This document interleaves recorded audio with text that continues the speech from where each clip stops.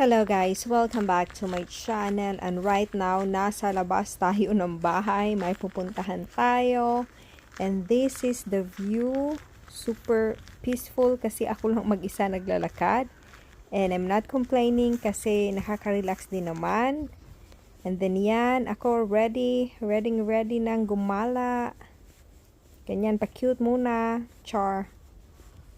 And then there, malapit na tayo sa ating destinasyon.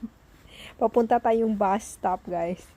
Yan. My God, ang layo ng nilakad ko. Andito na tayo. Tapos, may oras pa, kaya uupo muna.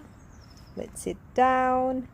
And then, tapos nakasakay na ako ng bus yan, guys. Ngayon naman, nasa train station ako.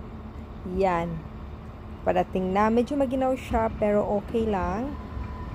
And then yan, at last,